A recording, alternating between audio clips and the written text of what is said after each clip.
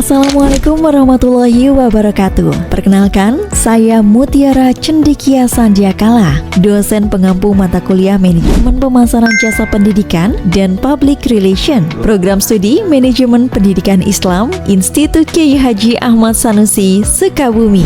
Materi yang akan dibahas adalah perancangan kampanye pemasaran pendidikan berbasis proyek, integrasi public relation, dan digital marketing. Baik, Assalamualaikum warahmatullahi wabarakatuh. Waalaikumsalam warahmatullahi wabarakatuh. Selamat pagi semuanya. Pagi. Apa kabar hari ini? Alhamdulillah. Baik, kita mulai perkuliahan hari ini dengan membaca doa. Baik, kepada Posma silakan dipimpin untuk doa hari ini. Sebelum kita mulai perkuliahan pada hari ini, akhirnya kita mulai untuk berdoa terlebih dahulu. Berdoa dimulai. Selesai. Baik, sebelum kita masuk ke materi, saya akan absen terlebih dahulu. Untuk yang namanya disebutkan, silakan sebutkan hadir dan angkat tangannya, ya. Untuk yang pertama, Andi. Hadir. Baik. Nur Hayati. Hadir. Silman. Hadir. Risa. Hadir.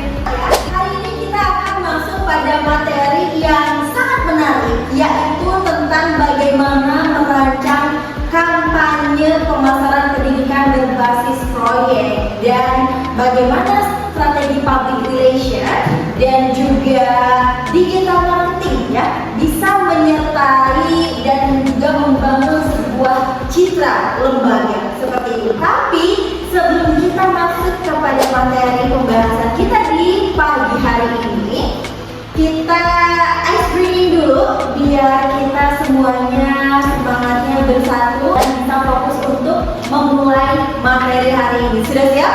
Siap!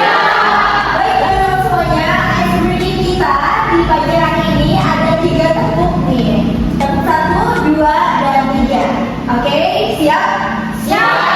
Siap ya, biar semuanya tetap semangat dan juga fokus untuk mengikuti materi perkuliahan pada pagi hari ini. Oke, kita mulai. Tepuk 1, tepuk 2, yes. Tepuk 3, cool. Bisa dipahami? Oke, kita mulai mesin aja. Ya, teman-teman kita biar nggak tegang ya. Kita mengikuti perkuliahan hari ini. Siap? Siap. Oke, tepuk 1. Tepuk 2. Yes.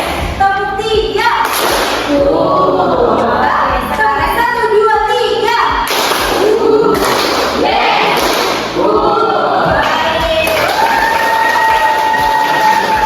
Semuanya udah semangat kan? Semangat. Baik teman-teman semuanya, sebelum kita masuk ke materi hari ini, kita akan review. Di materi minggu lalu kita membahas tentang strategi promosi dalam konteks pendidikan. Hari ini kita akan melanjutkan dengan materi baru. Tapi sebelum itu saya mau tanya nih ke teman-teman semuanya tentang strategi promosi dalam konteks pendidikan. Siapa yang sudah melakukan perancangan dan perencanaan strategi promosi apa yang kira-kira sudah disusun teman-teman semuanya dalam konteks pendidikan? Boleh angkat tangan? Silakan. Baik, strategi promosi yang saya akan lakukan yaitu dengan melalui media sosial. Satunya itu Instagram yang menampilkan profil lembaga pendidikan yang menarik untuk. Baik, tepuk tangan untuk Andi. Baik, selanjutnya siapa yang sudah merancang strategi promosi dalam konteks pendidikan? Tadi Andi sudah menjawab, luar biasa sekali. Ada yang sudah merancang lagi? Silakan angkat tangannya. Silakan. Nah, selain mempromosikan lewat media sosial, saya akan mempromosikan lagi lewat brosur ke masyarakat dan memberitahunya lewat mulut ke mulut. Baik, silakan tepuk tangan.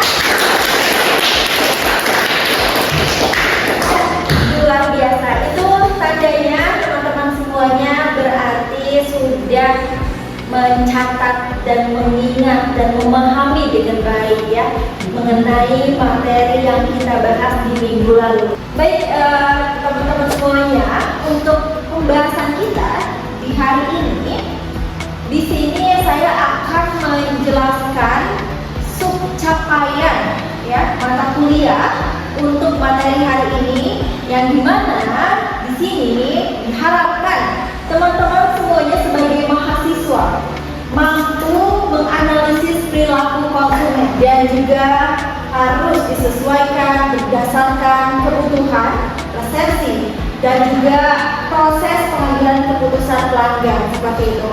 Jadi terkait riset, kampanye, lalu audiens dan juga segmentasi itu adalah harapan, adalah poin yang harus kita perhatikan sebagai subcapaian kita untuk mengikuti materi hari ini. Dan ini adalah fondasi perancangan kampanye ya, fondasi dari perancangan kampanye. Karena apa? Karena kita harus bisa mengenali siapa target kita dan bagaimana kita menjangkau mereka seperti itu. Dan juga di sini diharapkan teman-teman sebagai mahasiswa mampu merancang strategi pemasaran jasa pendidikan melalui pendekatan segmentasi, targeting, positioning dalam PR dan juga digital marketing. Dan ini adalah poin utama dalam apa? Dalam perancangan kampanye berbasis proyek yang mengintegrasikan public relation dan juga digital marketing. Baik, kita langsung saja masuk kepada materi kita. Bisa teman-teman lihat di sini. Jadi di hari ini presentasi kita, materi ini akan membahas tentang strategi perancangan kampanye pemasaran pendidikan, ya, berbasis proyek yang inovatif serta integrasinya itu bagaimana dengan public relation dan juga digital marketing. Langsung saja masuk ke slide 2. Slide 2 bisa teman-teman lihat di sini ada sebuah agenda. Saya akan jelaskan dulu tentang pemasaran pendidikan berbasis proyek. Jadi ini bisa dijadikan note juga oleh teman-teman semuanya bahwa pemasaran pendidikan itu adalah proyek strategi inovatif yang menggunakan pengalaman belajar yang nyata ya, atau experiential learning. Yang fokus utamanya yang sudah saya sebutkan di awal itu ada berbasis aktivitas nyata ya. Itu bukan sekedar teori atau iklan statis gitu, tapi kegiatan real. Baik, teman-teman semuanya juga bisa mencatat bahwa materi hari ini pemasaran pendidikan berbasis proyek itu merupakan pendekatan strategis yang inovatif, yang itu bisa dijadikan catatan oleh teman-teman semuanya. Kenapa? Karena pemasaran pendidikan berbasis proyek yang strategis dan inovatif tersebut dalam membangun citra institusi pendidikan melalui pengalaman nyata dan kolaboratif itu adalah hal yang penting yang perlu teman-teman jadikan pedoman atau fokus utama ya. Dan pendekatan ini tidak hanya menyampaikan sebuah informasi ya, tetapi juga menunjukkan bukti konkret dan juga kualitas. Jadi dalam manajemen pemasaran jasa pendidikan dan public relation, dengan merancang kampanye proyek yang berangkat dari proyek kreatif dan juga bermakna, nah institusi pendidikan tentunya dapat meningkatkan keterlibatan langsung dari audiens tadi ya, lalu juga membangun kepercayaan dan reputasi positif melalui strategi public relation seperti pelibatan media dan juga komunitas. Nah, lalu apalagi yang institusi dapatkan, yaitu bisa memperluas jangkauan ya, dan juga interaksi secara digital ya, interaksi secara digital melalui pemanfaatan media, konten website, lalu email atau iklan online bertarget seperti itu ya. Dan strategi ini bersifat interdisipliner dan juga kolaboratif ya. Untuk apa? Untuk tentunya departemen mulai dari akademi, kemahasiswaan, public relation itu sendiri hingga tim pemasaran digital. Ya, jadi dengan pendekatan ini di materi pembahasan yang kita telah pahami di hari ini, institusi pendidikan itu tidak hanya dikenal ya, tapi juga diakui dan diingat karena cerita nyata, kontribusi sosial, dan juga pengalaman autentik yang ditawarkan kepada publik melalui materi yang tadi kita bahas, yaitu tentang rancangan kampanye, pemasaran, pendidikan berbasis proyek, serta bagaimana integrasinya dengan public relation dan juga digital marketing. Ya, sampai sini bisa dipahami? Bisa ya, masih semangat ya?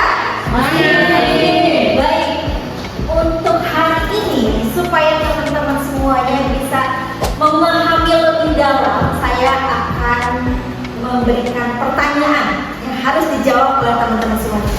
Ya, siap? Ya. Harus siap ya.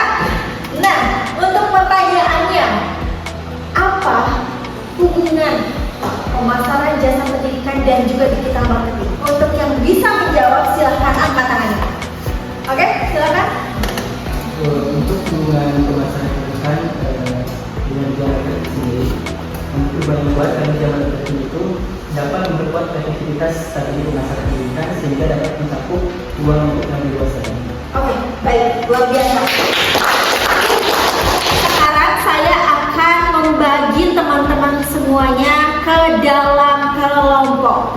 Jadi di kelompok ini nanti masing-masing kelompok ya akan memilih satu lembaga pendidikan, itu bebas apa saja, boleh fiktif atau boleh nyata dalam merencanakan kampanye pemasarannya itu seperti apa. Silakan buat kelompoknya masing-masing. Diskusi kelompok memiliki tujuan untuk meningkatkan keterampilan komunikasi, berpikir kritis, kerjasama, dan rasa percaya diri. Setelah tadi kita diskusi, saya minta kelompok satu ya untuk maju ke depan untuk mempresentasikan apa yang sudah diutarakan tadi, dijelaskan tadi saat kita diskusi. Silakan bisa kelompok satu ke depan. Presentasi kelompok membantu mahasiswa memahami materi dengan lebih baik. Baik, untuk kuis hari ini, teman-teman, sebelum kita tutup perkuliahan kita, tadi kita juga diskusi dan juga presentasi. Nah, teman-teman harus menjawab dengan cepat. Saya memberikan kuis jawab cepat menggunakan perangkat digital Quizizz. Melalui platform ini, mahasiswa dapat mengerjakan soal secara interaktif dan real time. Saya juga dapat langsung memantau hasil dan tingkat pemahaman mahasiswa terhadap materi yang telah dibahas. Baik, alhamdulillah, teman-teman semuanya, terima kasih atas kerjasamanya hari ini. Kita tutup perkuliahan hari ini dan insya Allah minggu depan kita akan memulai lagi perkuliahan dengan pembahasan baru, yaitu kita akan membahas cara mengukur keberhasilan kampanye menggunakan metode digital dan juga evaluasi public relation. Dan semoga teman-teman semuanya